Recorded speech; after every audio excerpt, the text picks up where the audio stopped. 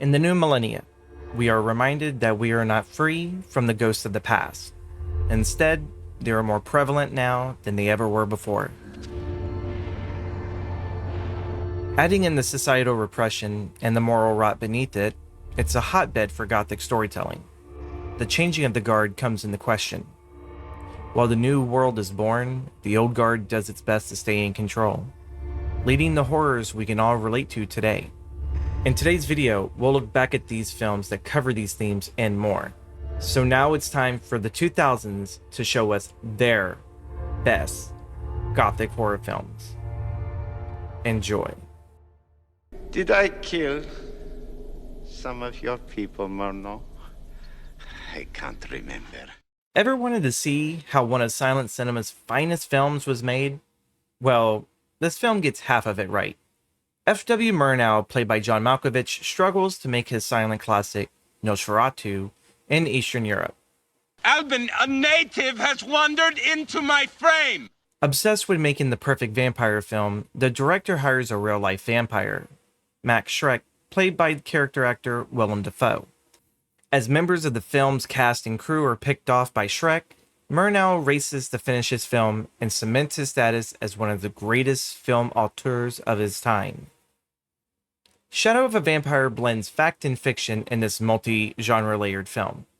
While on the surface it's kind of like a period piece, underneath it is a meta black comedy that leaves you wondering, where is the narrative taking us?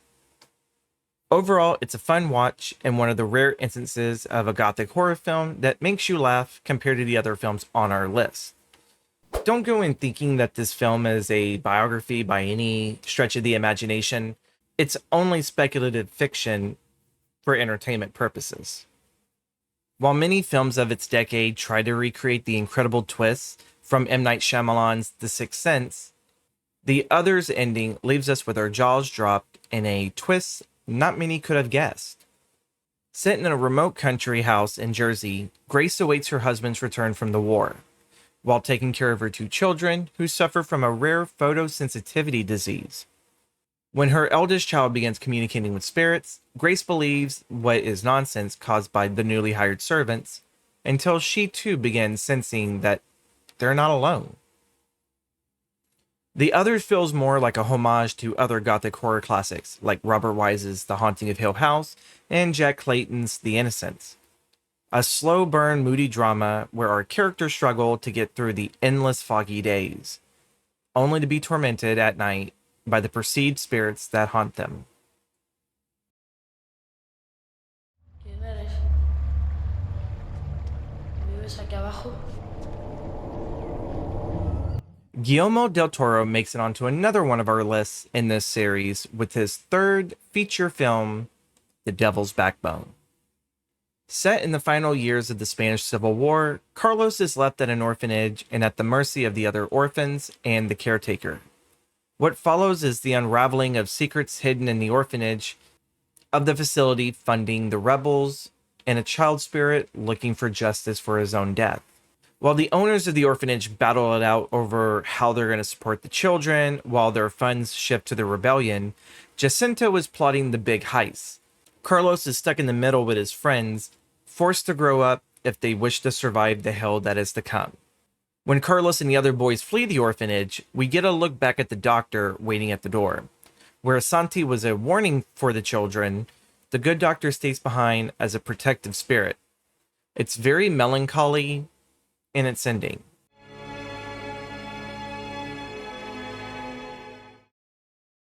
This list wouldn't be complete without one of the most Gothic aesthetic horror films of the 21st century. Say what you will about its messy adaptation, but Queen of the Damned lives forever in cinema.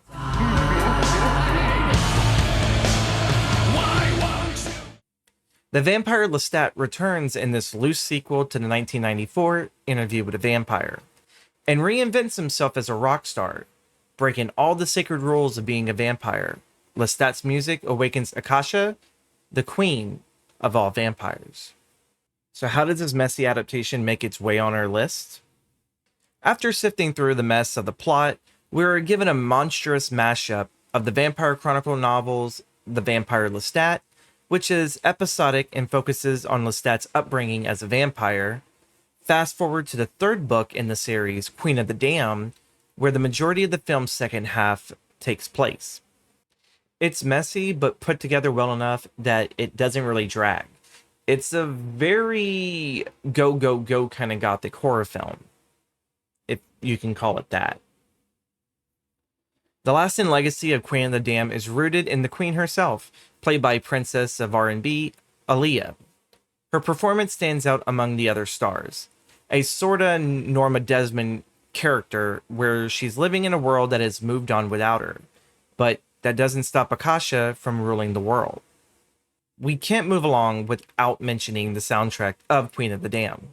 One of the last greatest soundtracks that stem from the 90s, where licensed popular music was used constantly and sold on CDs. Before we get to our final film, here are the runner-ups on our lists. Learn to leave folks alone. Go back to bed. Everything's fine.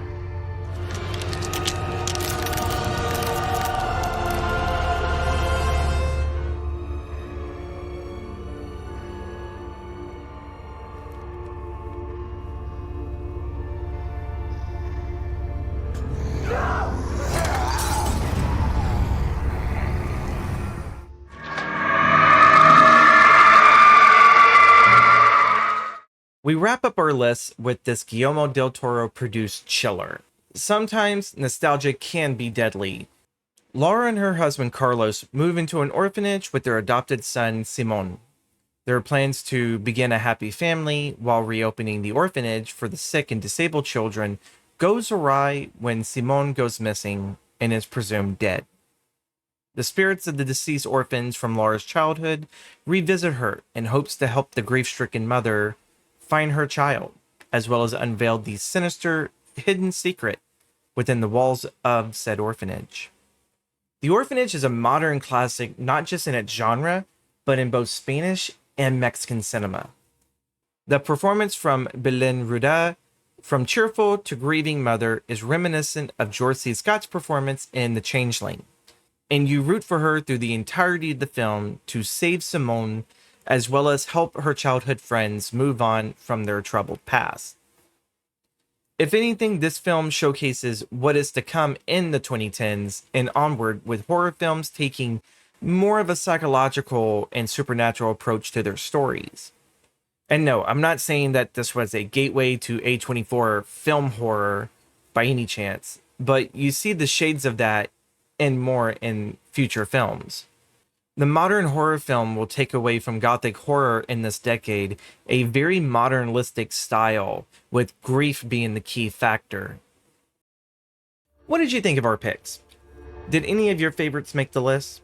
If not, share your list of the best Gothic horror films of the 2000s down in the comments below. Don't forget to like, comment, and subscribe to see more of our videos. And also, join our YouTube membership and be a film student and get our videos a week early before anyone else can. Thank you for watching.